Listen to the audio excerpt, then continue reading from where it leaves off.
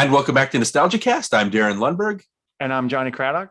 And today we'll be discussing kind of a split down the middle episode, kind of another odd kind of take on a Christmas classic. We're going to look at How the Grinch Stole Christmas from 1966, the classic Chuck Jones cartoon.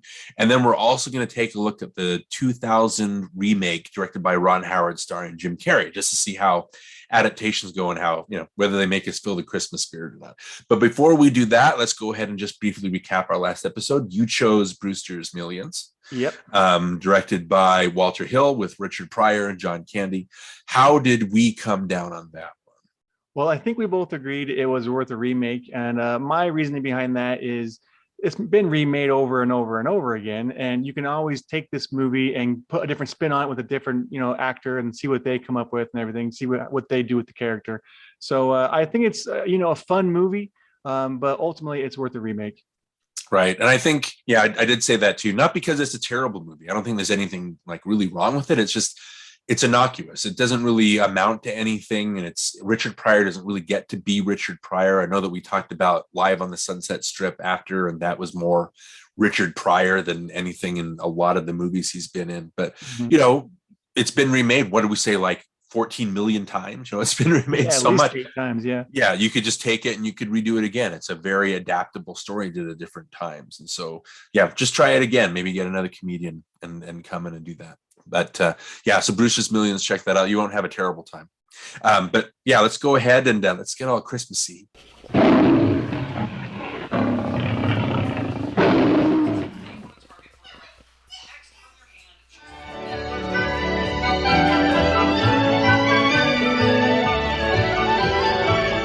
The Grinch hated Christmas, the whole Christmas season. Now, please don't ask why. No one quite knows the reason. They'll stand hand in hand, and those fools will start singing. Welcome, welcome, wuzzles, Christmas Day is in our grasp. I must find some way to keep Christmas from coming. You're a mean one, Mr. Grinch. You really are a heel. I must stop Christmas from coming. But how? The Grinch got a wonderful, awful idea. Okay, so a little bit of an odd episode. We're going to go ahead and split the difference, I guess we could call it. We're going to do the How the Grinch Stole Christmas television special from 1966. And then I want to chat about the 2000 remake, the live action Ron Howard remake with Jim Carrey, just to see how they compare, with Dr. Seuss being hard to adapt because his books are, if you kind of take his books, like the amount of material is going to amount to about half an hour. So how do you max that out and make it feature length? It's definitely going to be a challenge to fit a full-length feature out of a 20 minute material book, right? As opposed to what to add, what to not. Obviously you can't cut anything out. Yeah. That's a little bit different. So anyway, for the Grinch television special, which came out in 1966, just a little bit of my history with it. It's been a Christmas staple since as long as I can remember. Obviously it's older than I am, so I don't remember a time when the Grinch wasn't in my life. I know that when they debuted it, what did I have here? Basically, when they put it on TV, they were able to keep it from 1966 all the way through 1987 or something like that. So they basically kept it on annually. They were able to show it. And I know it went through different TNT and stuff like that. It was all over the they picked it up, and so it's just been a Christmas staple for as long as anybody's been alive, I guess you can say. And so it's always been, when it comes on, it's the You're a Mean One, Mr. Grinch is always a good, that's a good way to keep you, and everybody knows the lyrics to that, even though it's mostly nonsense. So I've just never had any bad feelings towards the cartoon. I know that Chuck Jones is big for me since I was a Looney Tunes maniac growing up, and having him attached to it has that emotional attachment. It just makes it more, I don't know, attractive as a watch, I guess. What was your experience with the Grinch cartoon? Well, I always really enjoyed it. I thought it was a fun cartoon. And like you said, it was on every year, so you saw it every year. Um, I really didn't have anything bad to say about it. It wasn't until I watched it again this time that I started to recognize things that were kind of bothersome to me. Those things being they would recycle a lot of the same shots, or they do a sequence of like the bags coming out of the chimney onto the roof, and then they'd reuse it over and over and over again. Yeah. And then when he cuts the roast beast at the end, like they reuse that same shot over and over again, and the roast beast never gets any smaller. It's always the same size. So Yeah. it's like, yeah, that kind of stuff bothered me. But it was like, well, back then that's how they animated things. That's how it was back then. And it never really bothered me then, but it bothered me this time. Okay. But did it bother you enough to kind of make it like, oh, I'm never watching this again kind of thing? No, I mean, if it's on and when my kids are watching it or my family's watching, I'll watch it. It's not going to be something I won't ever watch again. But I won't do it, just because. It'll just be because it's there. Right. Well, obviously we talked about Chuck Jones before when we did our Phantom Toll Booth episode. Yeah. We had Kenneth F. Brown on. We chatted about that. And so it was surprising because listening to the episode again, we didn't really go into the history of Chuck Jones, which is, there's not a lot. I mean, he's been a hero of mine because of the Tom and Jerry cartoons, and like I said, the Looney Tunes cartoons. And it's just fun reading about him. And his dad was like a businessman that could never find like a successful business. So every time he would try to start something, he'd like buy reams of paper and nice pencils and pens and stuff like that. And so when the business would fall through, he would give Chuck and his sister the paper. So you need to use this up because it had like all the name of the business and stuff like that on it. So they have this high quality paper that they would just draw constantly. And so that's where he got his addiction to drawing. And then, he went to school for it. And then he iWorks he worked for, and then it moved over to the Leon Schlesinger Productions, which created the Looney Tunes. And so he just worked his way up in the system. And again, had enough of a personality that he was able to, have a hand in creating Bugs Bunny. He directed the three most famous Looney Tunes that I remember. Duck Amuck we talked about during the Phantom Tollbooth episode, which is probably my favorite cartoon of all time. Just so funny. The way that Daffy Duck is just getting exasperated with the way he's being messed with. And then he did What's Opera Doc, which is very famous. It's the Bugs Bunny and Elmer Fudd where they do, the opera and, the whole, I don't know, it's just very like, how do you explain it? Like exaggerated like animation and stuff like that. And so it's very memorable. And then he also did the One Froggy Evening cartoon where it has that magic frog that would sing like, hello, my baby, hello, my darling, that one. So just read it. Like when you read that, you're like, wow, this guy he's had an indelible place in my childhood. And so just being able to do the Grinch, watching it this time, I know that, you said you picked up on stuff. And again, another thing too, is it shows, I think 2 or 3 times the Grinch trying to climb down a chimney and then he gets stuck in the exact same way. So that I noticed too.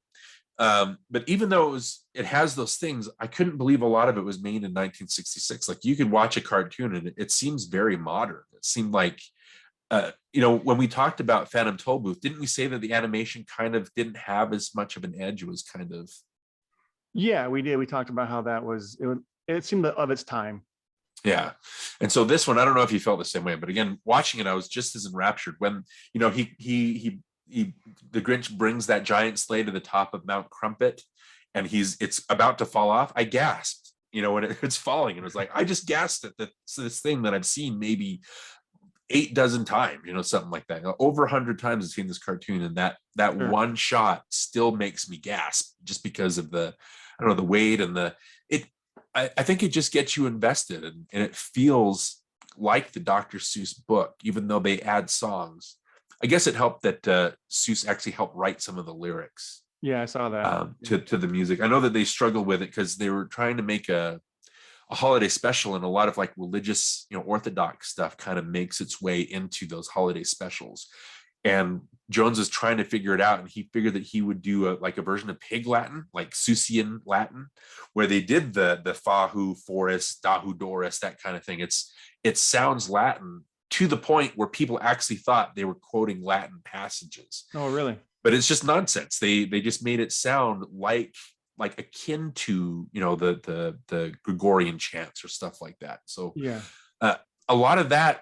It just works. The Thurl Ravenscroft song, the You're a Mean One, it's ingrained in my mind. I just, Yeah, I was going to say that song was in my head for days after watching it. So yeah, that's it. That's a good, it could be a good sign. It could be a bad sign. But for this, it doesn't come up when I'm like, it's not Christmas. I guess that's why it's another Christmas staple. Yeah. Like you won't find me in June singing "You're a Mean One, Mr. Grinch." It's just about this time of year is when it all comes out. I don't know. What do you think of that? Do you think the animation in this one feels modern, or because I know you mentioned the repeated cells and things like that? Well, I can kind of see how it's not quite where Chuck Jones ended up with the Bugs Bunny, and that seemed a little more polished to me than this one. So you can kind of tell that it was earlier on, in his career and things. So I can see how it's not quite as polished as maybe it should be, but it's still good. It's still decent. Right. And then you've got obviously Boris Karloff doing the narration. And I think they're even scared of, because Boris Karloff, I think we talked about that before, like when you played a villain in one of your plays, there was a writer that was like afraid, like he said, I would be afraid if I met this guy in the middle of the hall or something. Oh, right. Like that, Yeah. right? And so when they decided to hire Boris Karloff, people were like, he's way too creepy. Why would you get Boris Karloff? But in real life, he's this like gentle giant of a man that's, very personable. And there's a warmth to his narration, I think, where he's, it's hard to do when you're doing Dr. Seussian language, because it is kind of funny and it's never serious. And you're always aware that it's nonsense, but it's fun nonsense. And I don't think people realize that when Dr. Seuss wrote The Cat in the Hat, it was I don't know if you've heard of the books Dick and Jane, where for kids, they would have like Dick and Jane do this, Dick and Jane go to the store. It was just simple words as a primer that would teach kids how to talk. And so the Houghton Mifflin, I think that's the name of it. I don't want to mess that up. But anyway, this publishing company, the head of that was like, I'm tired of these Dick and Jane books. And so he went to Dr. Seuss and says, I need you to create a new primer. And so he gave a list, I think 350 words is all he gave to Seuss. And he said, you need to create a book using just these words. And so it's kind of a wordplay book. And he struggled with it. He was able to just use those 350 words and make a book out of it. And when you're reading The Cat in the Hat, you don't realize that it's teaching you to talk. You know what I mean? It's even when you read it now, it's like, this is very creative and it's fun to read. And it doesn't seem like, again, like we talked about in Phantom Tollbooth, it's not an educational. It never feels like it's trying to teach something to you or preach something to you. Yeah. And I don't think a lot of people know that about The Cat in the Hat. And he's able to create these languages. And it's the same thing with the Grinch. I know that, what did I have here? The Grinch actually showed up in a poem that Seuss wrote called the Hubbub and the Grinch, which was originally published in 1955 in a Red Book magazine. It's just like a minor character. And then I think it became so popular that 2 years later, Seuss turned him into an actual book. And so in 1957, that's when the Grinch was published. And again, it's weird to think, do you read Dr. Seuss books to your kids, or is that part of their daily? Yeah, we own them, and I did read them when I was in school, and they read them and they enjoy them. Yeah, we have Cat in the Hat, we have Green Eggs and Ham, and we have the Grinch, and I can't think of the other ones, but we have a few of them. Yeah, Horton Hears a Who, things like that. Yeah, we have that one. Yep. Like I said, it's just amazing if you think about him writing Cat in the Hat in the 50s and the Grinch in the 50s, and today we're still reading his books, and today they still are just as fresh. It doesn't sound like from an antiquated time. I just think that's a really, Dr. Seuss is just really big in your life, whether people realize that or not. I don't know. Is that amazing to you? Like in the 50s, he wrote these books and you read them as a kid, and your kids are reading them, and their kids will be reading them. Yeah, I think it just goes to show that, when something's good and it lasts, people will latch on to it and they'll hang on to it for a long time. So it just kind of shows how good it really is. Yeah. Okay. And even, I don't know, have you read the one that Elizabeth and I were impressed with is called The Sneetches. It's like a little short story about these. Yeah. Have you read it? Yeah. You kind of recommend with the Starbelly. What's it called? The Starbelly Skeech? I forget what the word he Yeah. And so some of them have stars in their bellies and others don't. And the ones that don't have stars want to be special. So this guy comes along and has a machine that puts the stars on them. Yeah. And then the ones with the stars realize they're not special anymore. So they go to the same machine and takes the star off. And it's and eventually, like, it happens so often that people like, they don't know, did I have the star originally or did I have it like put on secondhand? And so it's just we were watching going, this is an awesome statement on like race and like your stature and things like that. And so it's just those lessons that he's able to teach are just, I think that's one of the reasons, besides the language, that's one of the reasons why he lasts. But let me ask you, because this was major when we were watching the cartoon and then the remake.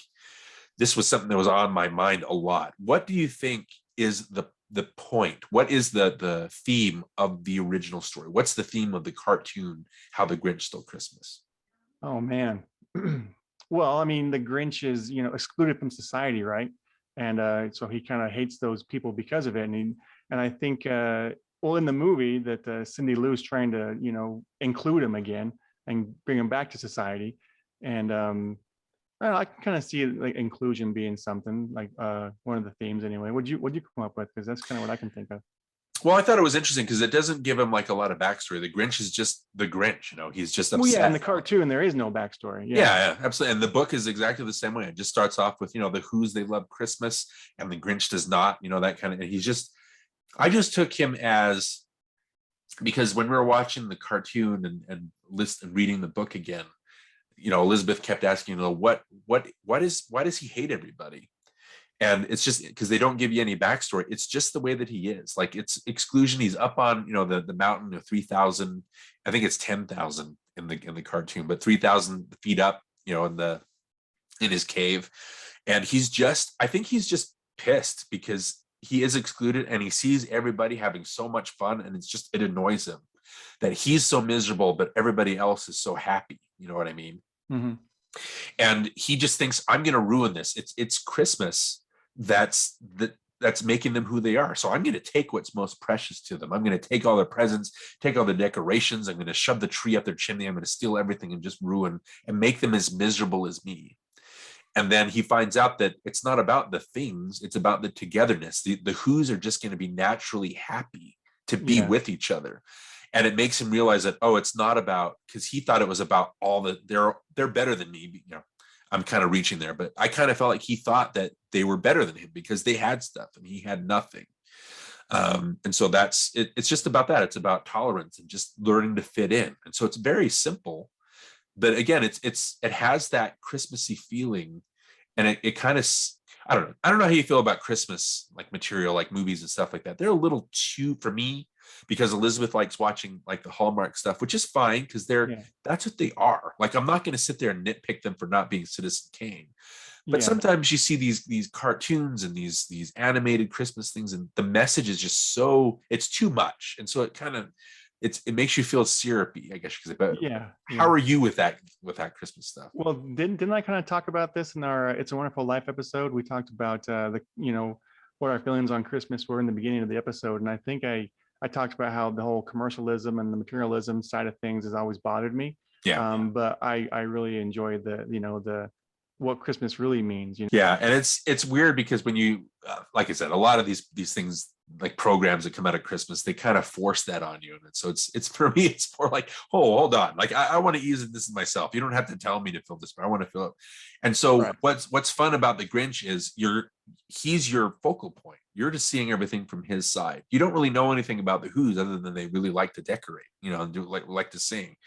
And so when it turns out that Christmas isn't about stuff, it's about being together, and like that helps him realize that it's not about the materialism, and he wants to have that. And that's what makes his heart grow. And it's just about that being together. It's just a very simple story, I think, and that may be why it's they do a good job of making you feel sorry for him, and you start to have empathy for this character, and then you see him go through a change, and he ends up having the feast with them, and then so it's kind of fun to watch that that arc as you watched in the episode or the movie. Yeah, absolutely. And then I don't know any other notes that I have, I think, other than we've talked about. I think I've talked before because we have talked about Dr. Seuss and about padding things out. I know we talked about Cat in the Hat with Mike Myers, and we did mention, I believe, Jim Carrey's Grinch earlier. And when you're trying to pad out like a 30-page book, there's obviously going to be stuff that you add that might not fit with the tone that the original material was going for. I just thought that the cartoon, they just basically added songs and like little embellishments, like showing the songs, Trim Up the Tree. And again, I want to mention it's Dr. Seuss that wrote the lyrics, but Albert Haig wrote the music. But when they're singing Trim Up the Tree, it's an addition, because that's not in the book. It just starts off with, the Who's lived here, the Grinch lived here, he hated them. That's really how it starts, right? Obviously the book rhymes better than I just did, but so it when you add the song, it doesn't really change the focus of what the story is. You know what I mean? It's just, it shows the Who's enjoying Christmas and setting things up and being together. And those additions don't really bother me, because they're embellishing what's already there. I don't know if that makes any sense. Yeah. And then I don't know. I like with the Chuck Jones thing, there were little moments that I thought were great. Having Max, like he's kind of like the put upon like companion. And it reminded me of whenever you'd see Porky Pig hanging out with Daffy Duck in some cartoons. Like Porky Pig just kind of, he takes the abuse because Daffy Duck's not a very nice person, that kind of thing. And so it reminded me of that. But I like the touches of, when the Grinch, it's during the montage, and the Grinch takes one of the candy canes and he uses it as a pool cue to knock all the decorations off. I like when you see him swinging from wreath to wreath in between the buildings, or when he's swinging, stuff like that. And so there's a lot of, even though it's Dr. Seuss and the language is there's still some Chuck Jonesian stuff going on that makes you realize. And again, the Grinch kind of looks Bugs Bunny-ish. He looks like Tom. There's in the Tom and Jerry cartoons, there are literally shots of Tom in those cartoons that are like, oh, that looks like the Grinch, that kind of thing. And then there's also, the part where he gets the idea and he like grins and his hair kind of parts. And that's the shot that they show in like Home Alone 2, where it juxtaposes, and then it fades into Tim Curry's face, like making the same face. And then again, it hit me this time I was watching, going, you again put Tim Curry in that part. You don't even have to put any makeup on it. He looks just like the Grinch already. But that's really a lot of the other notes that I had, other than, it's a Christmas staple with me for a reason. I think it's just the same. I mentioned the thing of the sleigh almost falling off the tip of the mountain, and it still has the power to kind of involve me that way. Yeah. Just as a final word, what do you, if you could sum up the cartoon, how do you feel about it now, other than the repeated animation? Well, the first thing I think of is just, it's simple. It's basic. It doesn't really go into a whole lot of the backstory we talked about. It just kind of starts, and then it has a beginning, a middle, and an end, and it just kind of like tells the story straight through. It's simple. It's easy to follow, and it's it's enjoyable to watch. Yeah. Okay. And again, that's the reason why things last, just because they are simple, and they're, it just has the same message, I think, that you need every Christmas. It's just good to be reminded of the togetherness and stuff like that. The only thing I wanted to mention else to the cartoon is that you don't really hear much of a change in Boris Karloff's voice from the narration to the Grinch. Yeah. And not that bothered me when I was a kid, but it was kind of like, when I realized that it was Boris Karloff, I wanted to hear like a change in the character from the narration, you know what I mean? But you don't really hear much of a difference. Right. And not that it really bothered me. It was just kind of like, that would have been nice to have like a differentiation between the character and the narrative voice. Right. Just some, absolutely. Just something to do in like retrospect, like hindsight kind of thing. Yeah. Okay. So like if we wanted to, and we'll integrate a lot more of the cartoon into the next topic, obviously the 2000 version, directed by Ron Howard.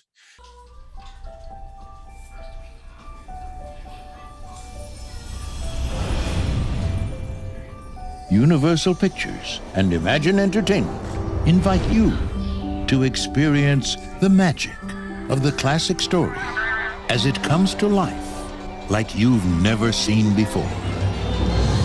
In a place where the Christmas spirit is everywhere. Have the best Christmas ever! Well, almost everywhere. Counting down the Christmas clock. Oh, young baseball.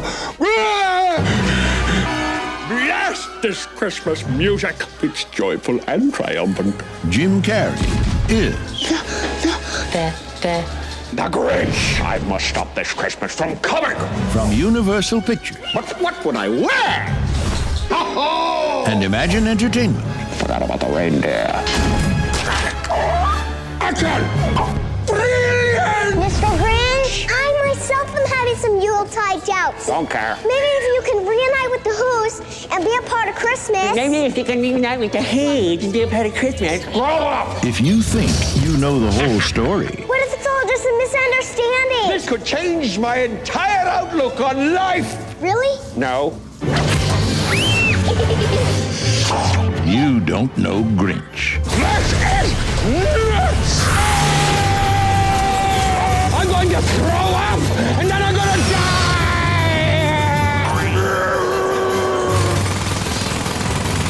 Jim Carrey. In a Ron Howard film. The Grinch. Uh-oh, somebody's fabulous!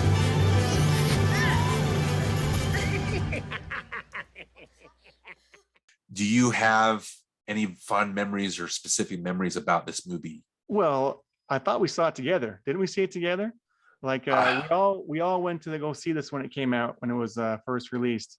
And there was like maybe 3 or 4 couples that went to this this premiere. Do you remember that? I was going to say, because Elizabeth was with me. I don't like, and again, watching it this time, I was like, do you remember how it was when we walked out? And Elizabeth is like, I think you were pissed off. But yeah, like, so I remember watching with Elizabeth, but it doesn't surprise me that we went as couples. I think we all saw it together. I remember anyway. There were like maybe 4 or 5 couples actually. But anyway, well, here's the thing. I didn't like it when I first saw it. We all didn't like it. We walked out disappointed, and that wasn't as good as it could have been. And so this time, I wanted to watch it, and I wanted to try to find something that I could appreciate, something that I could enjoy. And there were 2 things that stood out. And the first thing was the production design. And I think it takes a lot of hard work and effort to design the sets and to build that and to make it look the way they did. And so you have to appreciate what they went through and all the work and the man hours that go into it. It's hard to do. And so I can appreciate that. And I think that looks really fun. It's a fun looking set. And I like the way the light is cast off the buildings and the cars and the way everything was lit and the way the sets worked together and the costumes and the hairdos were kind of cool. So all that kind of stuff kind of stood out to me. And I was like, well, that was well done. It took a lot of work to make it look that way. And so I could appreciate that. And the second thing that I enjoyed, and I say this only because I am kind of a Jim Carrey fan. I think he's a talented actor. I think he is cartoony, but I do think he can do some really good stuff. And I think even though Jim Carrey is being Jim Carrey in this, I think he embodies the Grinch for me anyway. Like, honestly, other than maybe Tim Curry, like you mentioned, I can't think of anybody else who could have played that part. Like he was the right person at the right time to play that character. And then, they do remake it and they get Benedict Cumberbatch to play the part or whatever. And I'm not a fan of his, and I don't like the way he did it. And I would prefer the Jim Carrey version over the Benedict Cumberbatch. Interesting. I haven't checked that one out just because I don't like the illumination animation. I think we talked about before. Other than Despicable Me series, the animation is just kind of off-putting for me. I don't know what it is. Yeah, but it's hold on, I'm not quite done yet. So sure, keep going. Those 2 things that I appreciate and I enjoy, I still had a hard time with everything else. And we mentioned the cartoon didn't have much of the backstory, and the live action movie, they tried to add this backstory to the Grinch's character, and it just didn't work. Like his whole reason for hating the Who's is because they make fun of him for having a shaving accident. You know what I mean? Like, I just don't understand. He's not an attractive person to begin with. And so to have them say he's hideous or that he's what a hack job that is, and he has those like little tissues on his face. It's like, why is that the inciting incident for that character to want to like recluse himself and become this hermit and hate the Who's? It's the stupidest idea I've ever heard of. And so when it comes out, that's the reason. And you think these producers or these filmmakers, that was the idea that got up the chain and got funded and then got made. You know what I mean? It's kind of like at some point, someone's got to say, this is a bad idea. This doesn't work for the story. It's not a good backstory for the character. It doesn't give him much motivation. So we're not doing this. And I think whose job is that? Producers, right? They should be the ones to say, no, this is not what we're doing. Find something else. from the get-go, right? Just trying to pick up. Yeah. So it's like, it's just funny to me that those ideas get made. It's like, okay, who Who thought of that? Well, it reminds me a lot. Like I was reminded this time, it reminds me a lot of what Disney is doing now with their live action remakes of their cartoons, where they have to, like with Maleficent and with Cruella de Vil, they have to take these characters that are just evil. There's nothing else to them. They're just two-dimensional evil villains, which is what fairy tales are. There's no like real deep backstory to stuff. And what they're doing is they're trying to explain them and get us to empathize with the villains. And it's just you guys, and even Gaston in the Beauty and the Beast remake, they have to give him PTSD to explain why he's such a terrible person. And it's like, Oh, yeah. can't you just have a terrible person? Why do you have to have, I don't want to feel sorry for this person. I don't want to empathize with this person. The Home Sweet Home Alone or whatever remake that's out on Disney Plus now, from what I understand, they try to make the Rob Delaney character and the I forget her name. Gosh dang it, I should have remembered. But anyway, they make the they make the bad guys, like they try to empathize with the Ellie Kemper, I think is her name. Sorry, just trying to, but they make you empathize with them, that they're trying to get their home back that was taken from them. And it's like, why can't bad guys just be bad? What's with all this revisionist history on villainous characters? Well, the anti-hero became a thing, so I think that's why. Yeah. People wanted to sympathize with the bad guy. Yeah, well, it also reminds me of like serial killers, or when the mass shootings or stuff like that. That all of the news is geared towards explaining why they did it. And I don't know, maybe this is off topic, but to me, as soon as you decide to take a gun or a weapon and start murdering people, anything that happened to you up to that point is unimportant. It's a moot point, because you cease to be a human being when you decide to start taking other people's lives. There's no excuse for you to do that kind of thing. And I think it's them trying to explain away the bad guys instead of focusing on the victims and things like that. It's a weird kind of epidemic of news reporting and things like that. And I think it kind of ties in with what Disney's trying to do. Just like you said, it's the anti-hero. It's trying to get you to empathize. And it's like, I don't know if I like that particular thing. And again, Yeah. You talking about the Grinch doing that, I just like watching it this time. I just think I don't agree with any choice that they make. Like every choice that they make in this movie, I was just like, why did they do that? Like, oh, don't do that. I want to know where the tiny people come from. Like, all right, what is that all about? That's not in the book. You know what I mean? Like, I don't know why there's also these tiny little who's. Well, there's in the cartoon, maybe they took it from that. There's a part where they're all again, it's at the beginning with the trim up the tree, or when the Grinch is imagining them putting together stuff. And it shows like a Chinese, like a Russian nesting doll thing where it has one who bringing and then another and then another. All right. Okay. You know what I mean? Okay. But the way, again, a choice that they made, having the little people, there's one that comes out of a tuba, and again, it's off-putting. I don't know what it is. Like the note that I had here, like 2 minutes in, it's this weird mix of like Tim Burton and Willy Wonka and Hook and Popeye, which you've talked about, and Wizard of Oz. It's like this weird, and Dick Tracy even a little bit with the weird makeup and the stylized production design. It's just this weird mishmash of things. And I think a lot of it, because the next note I have after that is like Ron Howard's a fine director. We've talked about him before. Our Willow episode, I remember we talked about that in depth, where he's a good, fine, I think he's a workman-like director. I don't think he's got a ton of personality, other than he likes to focus on family stuff. But I don't know if he's the right person for this material. Like you mentioned Tim Burton, who they went to at one point. Tim Burton seems more suited. Yeah, I can see that. I can see Tim Burton doing this over Ron Howard for sure. Right. And then all the busy work, like everybody like doing their own thing and acting to the back of the wall, like just over exaggerating every move and every facial expression and every line of dialogue and every word in every line of dialogue. When, we compared it to Popeye, we've talked about in that one how Altman did, it had that same business.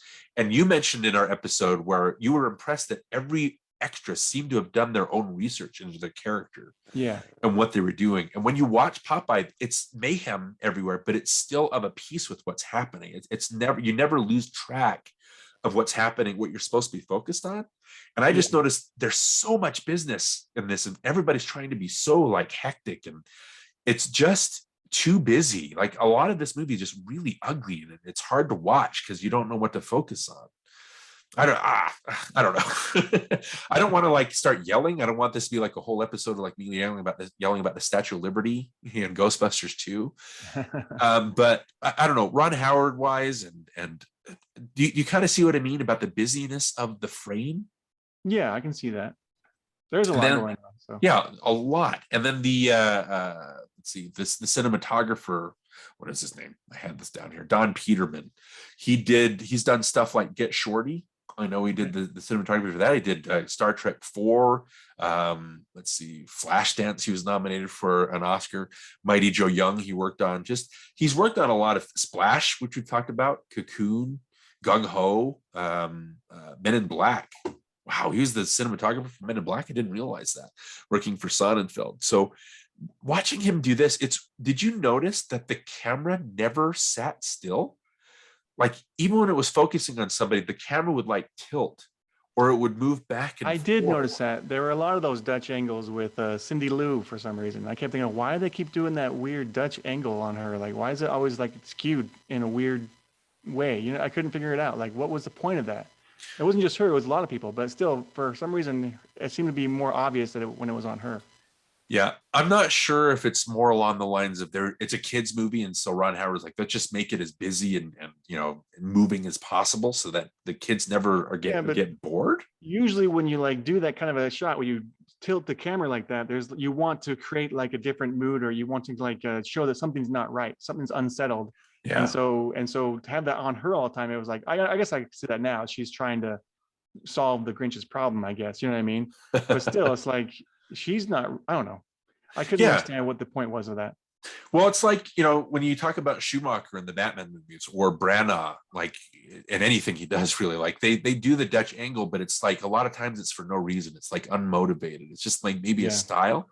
And you're right, like doing a Dutch tilt, I get that. If you're like a lot of things, like I think about, say, the Mission Impossible scene where it's Ethan Hunt and Kittredge who meet at the restaurant and they're just chatting and it's like a back and forth like us.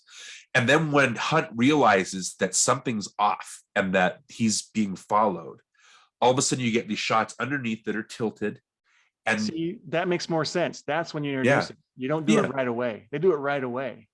Yeah, and all the time it's unmotivated. And when you say it's for Cindy Lou Who, why would you do that for the most kind-hearted character in the movie? I know, that's why I couldn't figure out. Yeah, it's just strange. And the other thing too, I asked you about what you thought the point of the cartoon or the book was.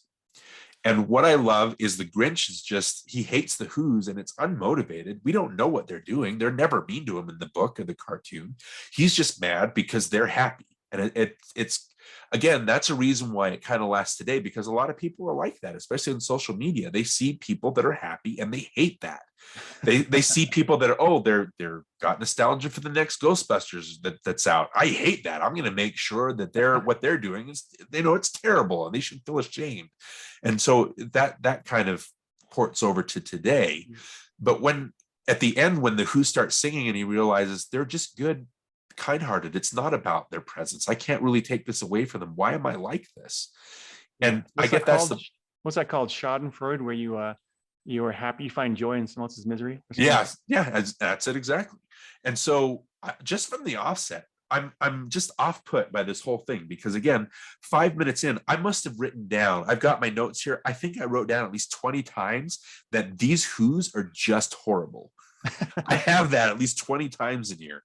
Because again, 5 minutes in, they're already wrapped up in commerce. They're already like hooked on retail. They're already very competitive with each other. You see like Cindy Lou Who's mom, and you see the Christine Baranski character. Yeah. Is it even worth remembering their names? I'll just Martha May. Martha May. Yeah, so they're competitive with their, and she's dressed like a sex pot, which, you remember all those great like Dr. Seuss jokes, the Dr. Seuss books where they talked about sex and they had characters who were sexy. Yeah, you remember that, right? So yeah, that's appropriate. What's funny is I actually worked with her on a movie called Bonneville, and when she popped up, I was like, hey, I've met her, and they were like, really? So I was like, yeah. How was she? Was she nice? And I was like, yeah, she was nice. Yeah, because I think she's great. Like everything and in this, she's fine. Like everybody's giving 110%. Jim Carrey is like giving 250%. But everybody's at least, giving a lot. but again, like I said, they're already hooked on things that aren't very Who-like. I don't know. I really didn't like that. As far as from what I latched onto with the original book, they're so different in this one. They're hateful people. They're spiteful people. They're just too caught up in their own business. So at the end, when they have that turn, I don't buy a second of that. I don't buy a second that all of a sudden they're going to sing, Davu Dore, that kind of thing, because they're just been petty the whole entire movie, petty and ugly. Did that do anything? It really upset me. Yeah, it's funny. I didn't really notice it, but when you pointed out, yeah, that is kind of upsetting. I don't think that makes any sense for any of those characters to act that way when they live in Whoville, and where Whoville is this wonderful, peaceful place where everyone's happy all the time. I totally see that now. Yeah, and they again, I wrote here, are we supposed to be rooting for the Grinch? Like, are we supposed to be rooting for him to make these people's lives miserable? Because that's the tone of the movie. That's the context that it's heading towards. These Who's are so horrible that they're the ones that kind of that kick him out. They make him go away, and they make him feel ugly. They make him feel unwanted, that kind of thing. And why? That's no. That really upset me. They're just not like that in the book. They're these good, kind-hearted people that teach the Grinch. It's just weird that they try to turn it around, that the Grinch tries to teach people to be good, and Cindy Lou Who, that has a lot of, I know they introduce her in the cartoon early on, but she doesn't have much of a character. She's not doesn't have much agency. She's just there. So when she shows up later, it's not a shock. But this one, obviously, they make her front and center, and Taylor Momsen, she's fine. Everybody's fine. I don't know. I just thought that everybody's character was ugly. And the makeup, the way that Rick Baker designed the makeup, the Who's, who are supposed to be the normal people, they were less attractive than the Grinch was.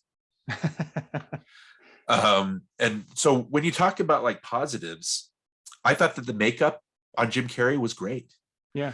I was going to mention a story about that I heard. Yeah. While he was in the makeup, he said it was excruciating. It was really painful to be sitting in that makeup all the time and have the contacts in and everything. So what he would do is he would take a pin or something and jab himself in the leg to distract himself from the pain that he was going through, and to draw the attention to his leg, and that would get him through the work day. Right. You were in a makeup chair for 4 hours in the morning, then you got to be in it all day, and then take forever to get out, and then you got to do it all the next day. So it's whenever he found himself, being in pain, he would stab himself somewhere else. So. Yeah, I think he showed up on the Graham Norton show, and they asked him about that, and he just talked about he trained with a CIA guy that was an expert in how to make it through torture, and so he was teaching him all these things. So the pin, or he would teach him to smoke, or he would teach him just to eat, or just to distract himself no matter what, so that he couldn't get caught up in that. And it's hard for me, because I wrote down here, is Jim Carrey is always on. He's just giving it his all. Even if it's a scene where he's just supposed to give exposition, he's giving that 250%, which is Jim Carrey. But I don't know. Let me ask you, we talked about, especially in the Dirty Rotten Scoundrels episode, where, Steve Martin was going off in the jail cell, and Frank Oz had an off-camera person yank on his leg when it was enough. When Frank Oz got the sense it was enough. And I don't get the sense with that. I think Ron Howard is just, Jim Carrey, you do what you need to do, and people love you because you're hot right now. Yeah. And just do everything. You know what I mean? And so I don't think there was any control to his performance, to the point where he has that turn of heart. He's still on. And I didn't buy the sincerity of him turning, because he's still putting on a performance. Another note I had here is that I think this came out the year after he did Man on the Moon. So I had that, this is just the Grinch by way of Tony Clifton. He's just, I did hear the Tony Clifton voice come out quite a bit. Yeah, absolutely. And it's Ace Ventura, obviously, a lot is in there. So he's just, I like what he's doing. He's entertaining, but in a way, I think it just adds to the distraction of, there's a lot happening. You know what I mean? There's a lot going on. It's too much. Even, I wrote down, if we're talking about the backstory, You're a Mean One, Mr. Grinch in the cartoon, it comes in at 8 minutes into the cartoon. In this one, it comes in 1 hour and 6 minutes is when you hear that song. Yeah, they also spread it out in the cartoon. It's not like the entire song. It's verse here, and then one verse here, and then one verse there. Yeah. In the movie, it's all one big song, one big musical number. Right. And the other thing that I didn't like, it's Jim Carrey singing. Again, I'm not going to say that Jim Carrey is not talented, because he does give it his all. but the way that his voice was all over the place when he's singing that song, again, it's just trying to be, it's too much. Like the Thor Ravenscroft song is just, it's all the same pitch. It's just, it's a good deep voice, and it has the nonsense words, but it never like raises too high. It's never goes too low. It's just a very simple through line. And just having Jim Carrey do these different voices so that you don't know if it's him singing or somebody else, or if it's a chorus, that kind of thing. It just, I don't know, again, just another one of those decisions. Everything that happens in this movie just was a turnoff for me. And I was like, why are they doing this? Why did they do that? Like, what's the point of doing this? The backstory especially is weird because he was a part of society, and then Cindy Lou Who gets him to come back down, and then he goes through the same character arc again. Yeah. Where it's the shaving thing. It just seemed at that point, I was like, wow, that was a big pointless setup just to repeat the same thing. Yeah. And again, giving him a love interest and stuff like that. Again, I wrote down, when he first flies down to the Hubilation or whatever, the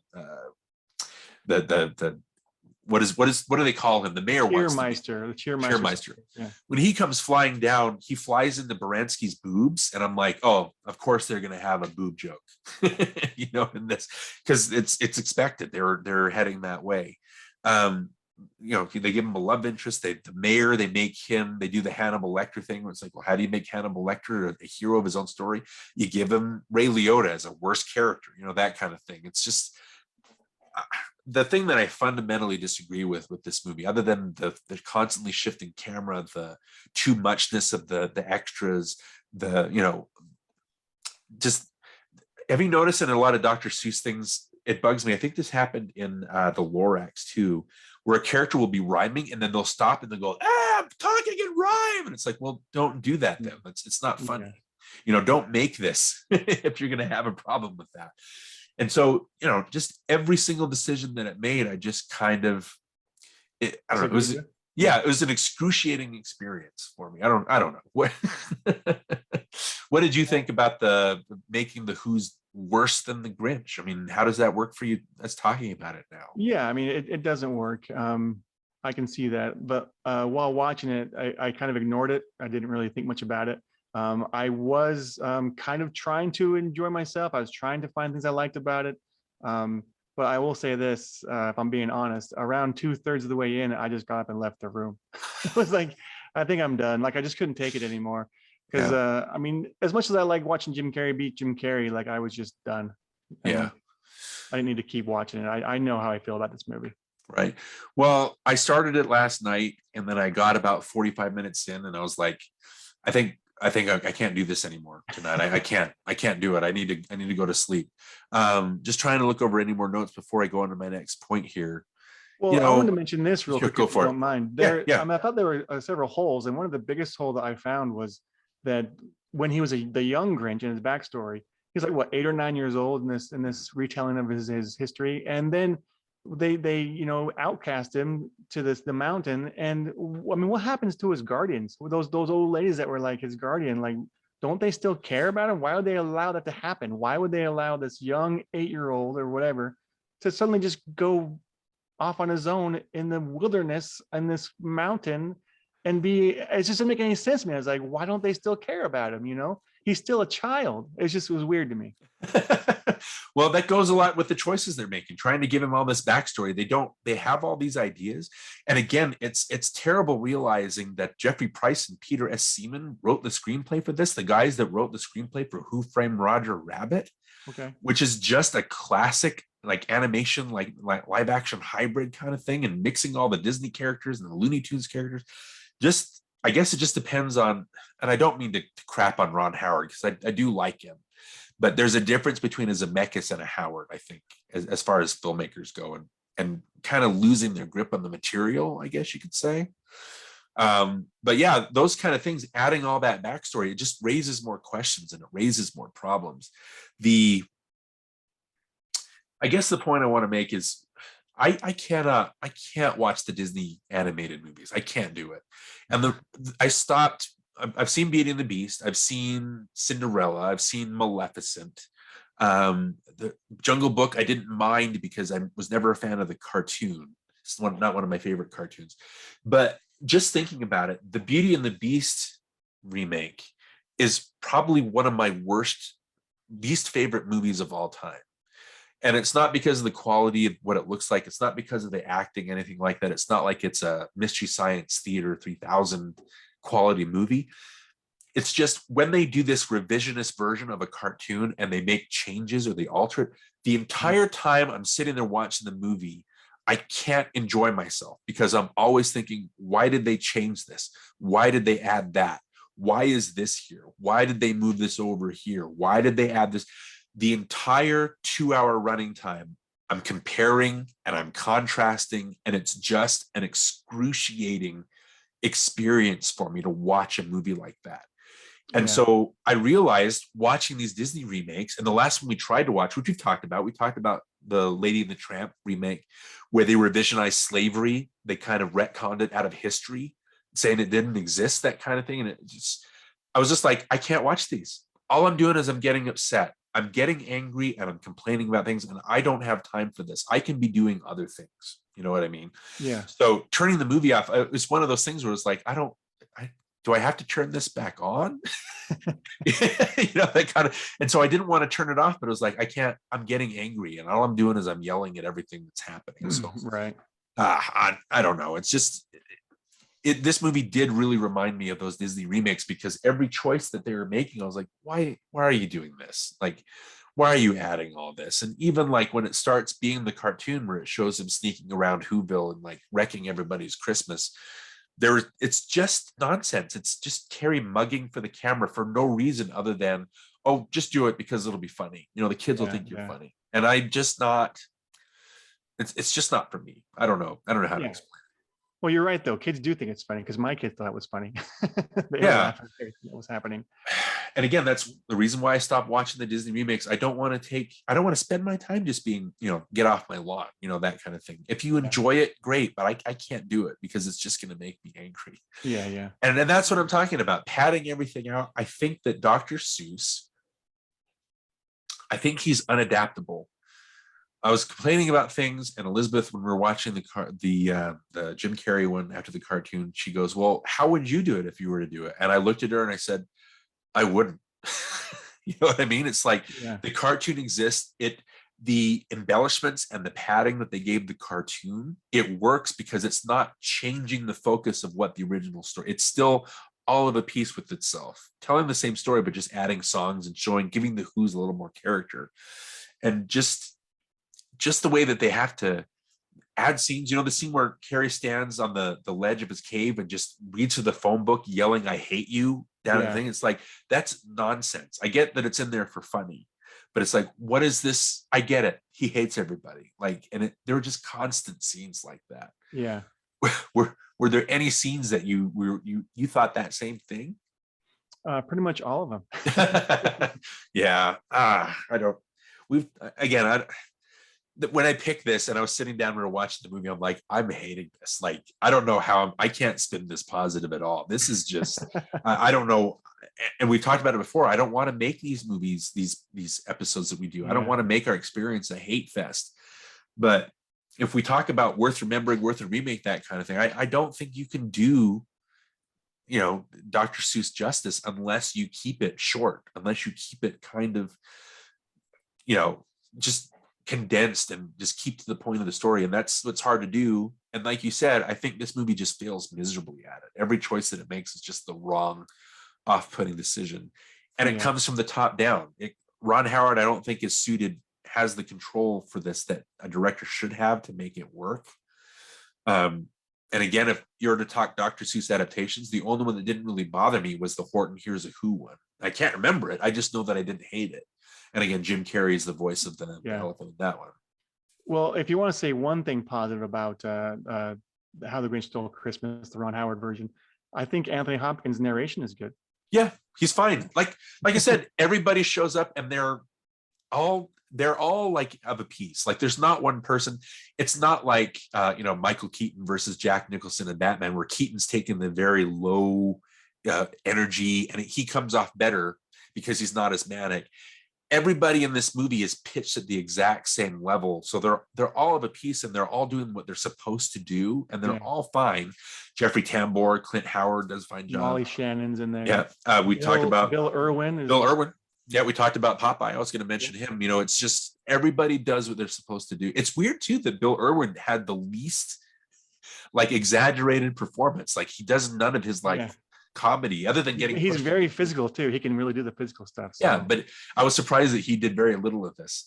So yeah, the narration is fine, and the Faith Hill song I think it's a good song. Apart again, James Horner wrote it with Will Jennings.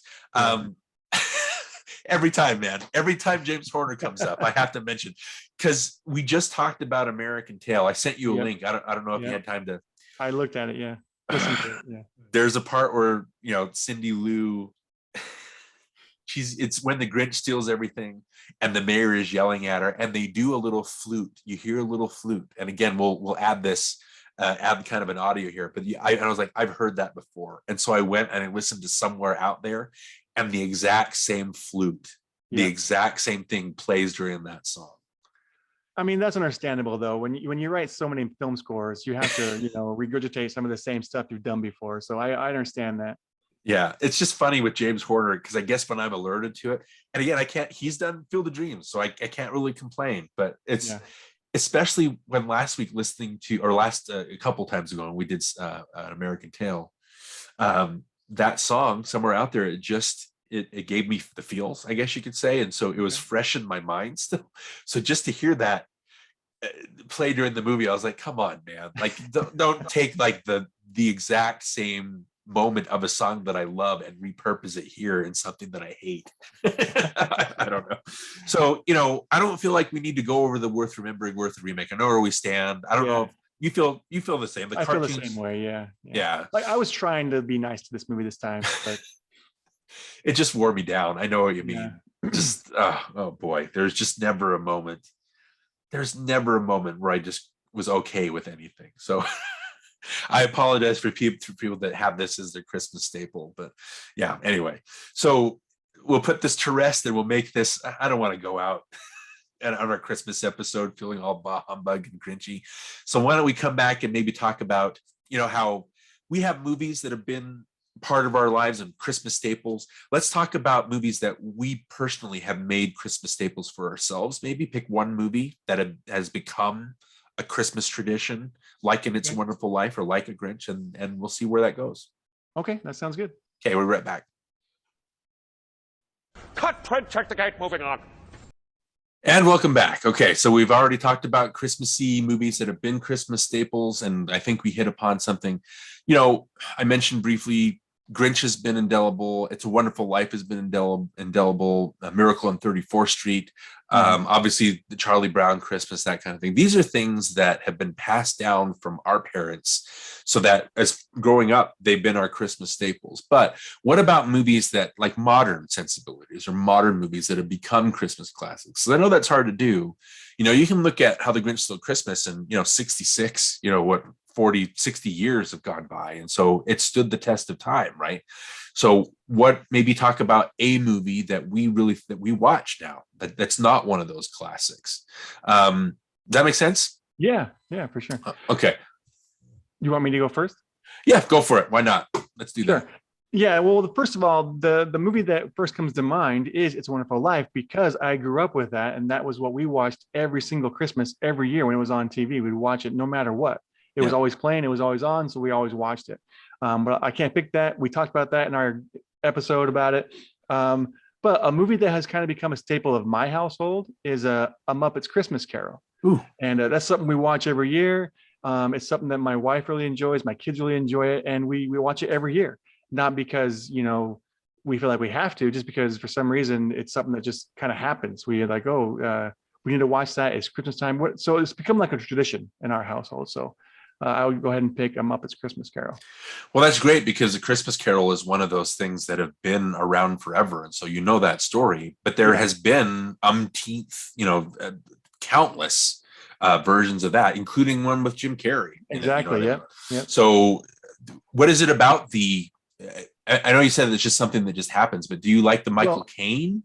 Well, yeah, he's good in Truth. it, and we are big. Not that we're big Muppets fans, but I mean, I grew up watching the Muppets, and Muppets Take Manhattan, that kind of thing. Hmm. And my wife really likes Jim Henson and Brian Froud, so she's a big fan of that, and so it was fun to kind of put those movies in and re-experience them every year. Okay. Yeah. And then talking about the Jim Carrey version of that, obviously that was directed by Robert Zemeckis. I know maybe we've mentioned this in the past, and it might seem kind of hypocritical to talk about how a children's book has been padded out, but Polar Express has been a movie we put on every Christmas. Really? I know, and again, it's hard to explain. I know when you mention that, people always talk about the eyes, how they're kind of creepy and not, it's kind of, the what do they call that when the animation is a little too close to the actual, you know what I mean? The what is that?